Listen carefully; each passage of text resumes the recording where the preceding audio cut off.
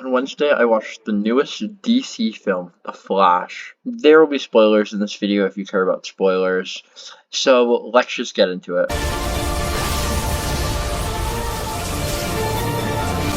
Hey Space River coming at you. What did you guys think of that intro? I might use it again if I do another Flash video, I don't know. So, this movie opens with a very fun fight scene where it shows different members of the Justice League doing missions, like Superman on the TV with a volcano. Batman is on a mission, and he gets the Flash to help him. And this opening scene is just a lot of fun.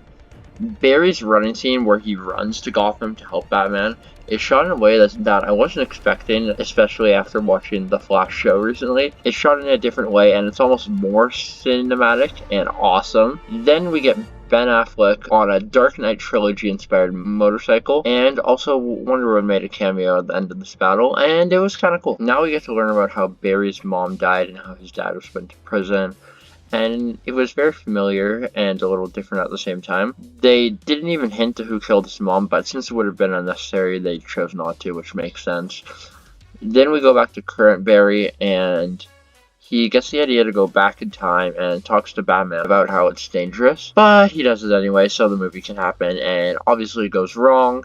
Leads to getting Barry pushed out earlier than he wanted to by another mysterious speedster. Then meets a past version of himself, who I'll call Barry 2. The interactions between the two versions of the Flash are loads of fun, and the plot leads Barry 1 to make sure that Barry 2 still gets his powers, because this is the night that Barry gets his powers. And in return for that, Barry 1 loses his powers, cause yeah. Now that that's done, Barry needs to research to see if there's any other members of the League in this timeline. And Aquaman's not here, Wonder Woman's not here, Cyborg's not here, but Batman's here. When he goes to Wayne Manor, it's not just any Batman. We see Michael Keaton's Batman, which they showed us in the trailer, so it wasn't a surprise, but it was still awesome as I expected it to be. Next we get to see the Barrys and Michael Keaton go to rescue who they thought was Superman, but also, as they showed in the trailer, it's actually Supergirl. Yeah, Supergirl is in this movie. I know, it's a massive spoiler. Nobody expected it. But now Supergirl is in the movie. This whole rescue plot is pretty fun, and seeing the two fight scenes that they showed with Michael Keaton's Batman in the trailer on the big screen, and we get to see the entire scene. It was awesome. Kara, aka Supergirl, leaves to find Zod after this fight scene and learns that he is wanting to kill all these humans, so she goes to help Team Flash stop him, and goes to the Batcave and conveniently shows up when Barry 1 is regaining his powers and needs some help with it, so she helps. Now both Barrys have their powers, Batman is on board, and so is Supergirl. Now the Justice League is assembled and ready to fight. We go into the third act, and it's a lot of fun. Kara fights Zod, the Flashes learn how to fight together using their powers, where Barry 2's suit doesn't channel the lightning, figured out he can make his hands into a triangle and then spit the lightning back out at the bad guys from the energy he gets from running. It's kind of cool, and together they use these new gained abilities to basically win and beat up the bad guys. Michael Keaton is flying around the Batwing, blowing stuff up. It's just an awesome battle. Until Kara gets taken down, and when Batman's blowing stuff up, he gets under fire and dies. Wow. Wasn't expecting that. It was mean, but I knew they wouldn't keep it that way. Then Barry 2 goes to reverse time. Barry 1 tries to stop him because Barry 1's starting to learn his lesson, but not fully yet.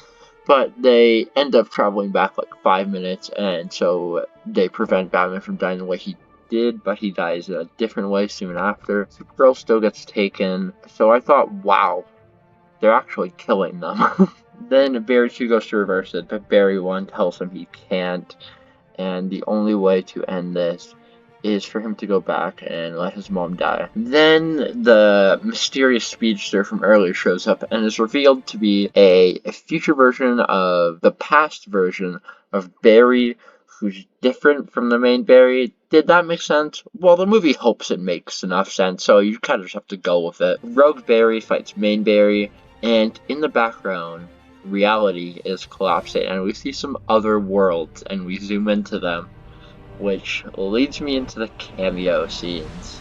We get to see Adam West Batman with some reused lines, kind of playing in the background. It's kind of awesome. And we go to a black and white world where we see George Reeves' Superman, which was from like Superman and the Mole Men, the first ever theatrically released movie. And then we also see Jay Garrick Flash, played by Teddy Sears from the CW show. We see Christopher Reeve's Superman from the 70s and 80s, and Helen Slater's Supergirl from the 80s together, which was kind of cool.